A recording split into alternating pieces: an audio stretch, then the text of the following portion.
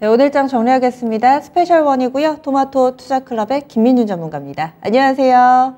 네, 안녕하십니까. 김민준입니다. 네, 오늘 이렇게 쭉 보셨는데 오늘장 한마디 어떻게 정하셨어요?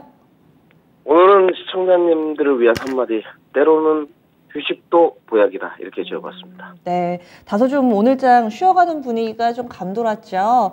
그리고 이렇게 한 번 더 한마디를 통해서 강조해 주시는 이유도 설명을 해주시죠. 네, 코스피 지수 모습을 좀 보셔야 될 것 같은데, 2280선, 언저리까지 떨어질 때만 해도 상당히 투심도 좀 악화되고, 좀 떨리는 마음, 늘 시간은 내 편이다, 이런 생각은 없어지고, 더 떨어지지 않을까, 이런 게 좀 있었는데, 결국은 반등에는 성공했습니다. 변곡점 언저리까지 좀 왔는데, 오늘 강보합권에서 양대 지수가 좀 마감이 됐었는데, 체감 지수가 오후로 갈수록 좀 떨어지는 모습이었습니다. 오전만큼 강한 모습은 아니었고 윗꼬리가 좀씩 달리는 모습. 아무래도 기술적으로 미국 증시가 오늘 밤 쉬어가기 때문이라고 좀 생각이 들고 여러 가지 지표들이 산재했기 때문이라는 생각이 드는데 이럴 때 조금은 휴식을 취하는 것도 보약이라고 저는 생각이 좀 들고요. 결국은 시장의 변곡점 부근에서는 쉬어가는 장세가 연출되는 것이 주식의 또 본질이기 때문에 받아들인 자세도 필요하지 않나 이렇게 좀 말씀드리겠습니다. 네, 그러면 오늘 시장 분석해 보자면 어떤 쪽부터 볼 수 있을까요? 네, 오늘 체감지수가 오전에 좀 괜찮았었는데 체감지수가 가장 괜찮았던 부분은 첫 번째가 소외됐던 섹터들의 반등이었던 것 같습니다. 우선 조선업을 좀 봐야 될 것 같은데요. 저는 조선업에 관해서는 조금 보수적인 입장을 띠고 있습니다. 그래서 간단하게만 좀 언급을 드리고요. 시청자분들께서 조선업에 대한 것들, 기자재 쪽도 있고요. 우리 또 조선사도 있는데, 수주 정보라든지 늘 말씀드리지만 지금 예상하는 부분이 상당히 좀 어렵습니다. 지금 동성화이텍 주가를 보고 계신데, 사실은 매매 쪽으로 가는 쪽은 동성화이텍, 한국화분, 하이로코리아 쪽이 될 것 같고요. 수주장고 쪽으로 가는 것은 역시나 조선 3사 대형주가 될 것 같은데 단지 좀 변화가 있다는 것은 조선업의 시설에 대한 눈높이 변화인 것 같습니다. 재료 가격에 대한 인상분이 좀 주가에 선반영되지 않았나 이렇게 조금 생각이 들고 있고요. 수주장고는 계속적으로 이렇게 이야기가 좀 나오던데 작년부터 이미 좋아지고 있었습니다. 작년에도 좋았고 올해도 좋았고 그런데 이제 과연 내년에도 좋을 것이냐 그리고 후판 가격이랄지 우리 철강 가격에 대한 노이즈가 좀 제거될 것이냐 이 부분이 키포인트인 것 같고요. 지금 현재로서는 올해보다는 내년이 더 좋다는 평들이 많습니다. 오늘 그러한 부분들이 선반영 효과로 좀 부각되면서 실적 턴어라운드 전망이 나오면서 조선업이 좀 앞으로 가치주로서 좀 주목을 받을 것이다 이런 이야기가 나왔던 것 같고요.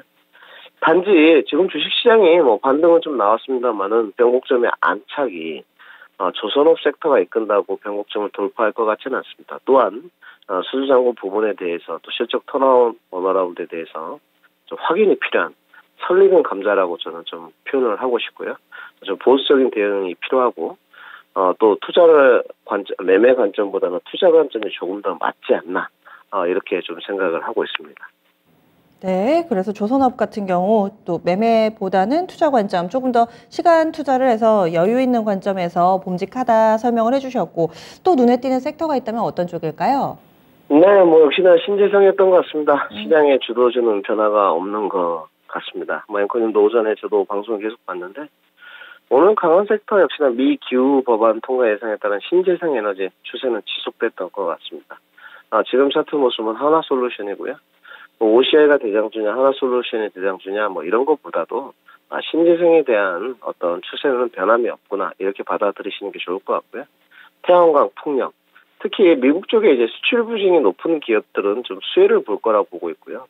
저는 OCI보다 하나솔루션을 원픽으로 제시하는 이유는 조금 다릅니다. OCI의 실적은 좋지만 중국산 저가 공세를 이겨낼 수 있을 부분인가에 대해서는 의구심을 좀 갖고 있습니다.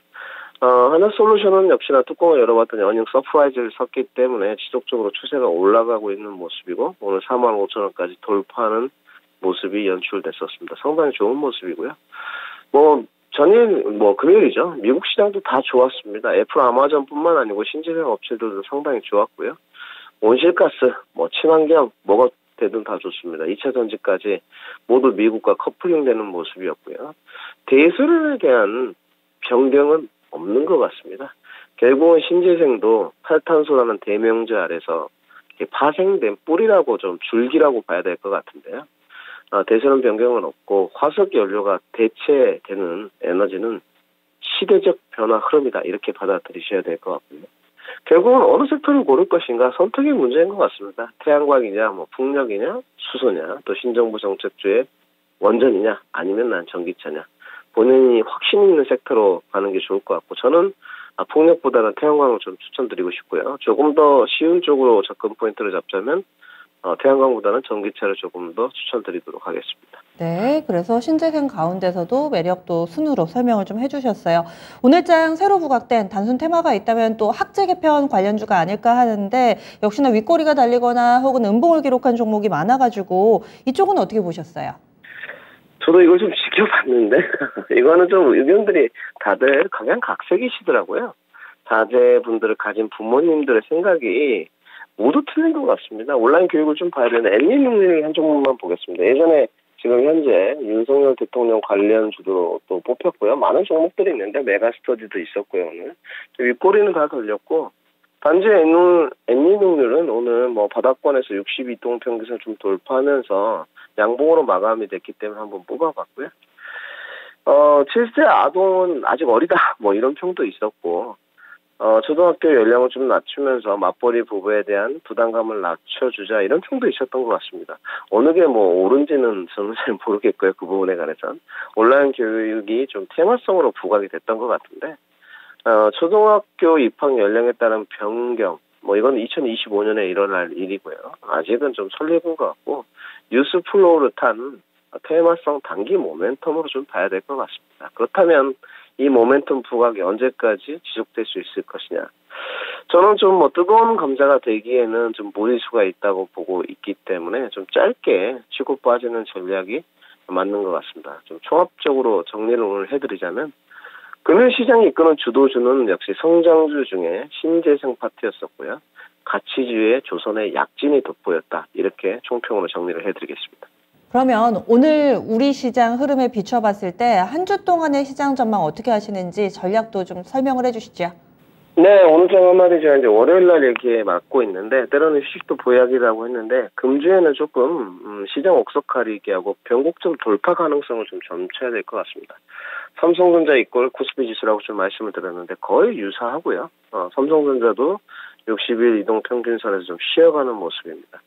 저는 이 변곡점 돌파 가능성을 앞두고 기관 횡보의 모습을 좀 보일 거라고 금주는 생각을 하고 있고요. 점진적으로 물론 지수 가능성은 높게 점치고 있습니다. 늘 말씀드렸지만 저는 연말까지 2750선까지는 반등을 좀 보고 있는 쪽입니다. 단지 시총 상위 종목에 대한 어떤 반도체라든지 자동차 추세 반등 없이는 과연 2500선에 안착을 할 수 있을까? 여기에 대해서는 의구심을 좀 갖고 있고요. 그렇다면 이번 주는 기관 행보를 좀 나타낼 거고 또 주말에 다음 주에는 세계 페어마켓가 열립니다. 그러면 테마돈으로 좀 종목이 몰릴 거고 8월 15일 이후쯤이나 가능하지 않을까 생각을 하고 있고요. 단지 지금 흐름을 보게 되면 실적 시즌인데 종목군 장세는 지속되고 있는 것 같습니다. 단지 저는 중소형주를 이렇게 선호하거나 추천드리고 싶지는 않고 대형주, 중소형주 가릴 것 없이 실적인 좋은 종목으로 좀 포커싱을 하시면 될 것 같고요. 2분기는 이미 끝났습니다. 지금은 2분기를 확인하는 것뿐이지 3분기 실적과 하반기를 바라보는 투자 관점이 좀 필요할 것 같고요.